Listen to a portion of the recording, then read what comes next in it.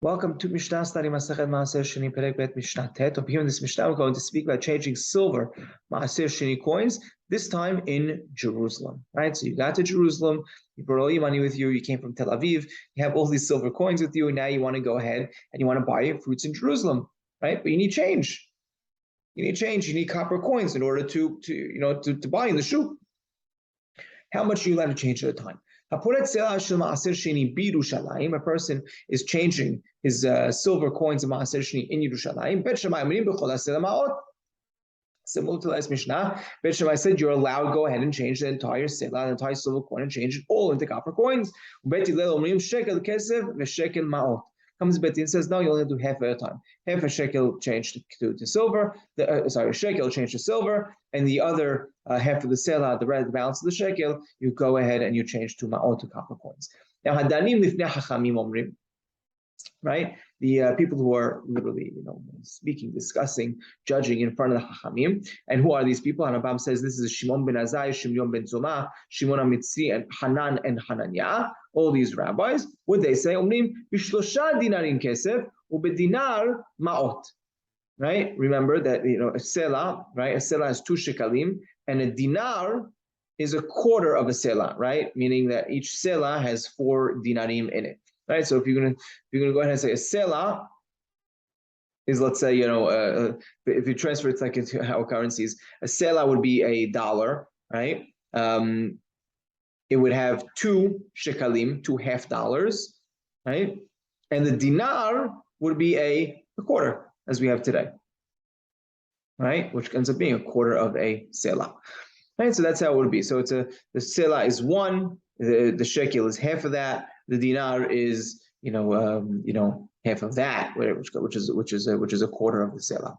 So now what do they say? They say 3 dinarim kesef, 3 dinarim. So if you go and change it, 75%, of it, should be of the selah, right? 3 dinarim would be changed into silver, and 1 dinar, right, a quarter of it would be changed into ma'ot, into copper coins. So according to this, right, according to how Rambam is explaining, Danim Hamim are even more mahmir, right? They're saying you're not allowed to do, Hamim allowed to, Bet Hillel allowed you to do a shekel at a time. He's saying no, you're only allowed to do a dinar at a time, which is half of that.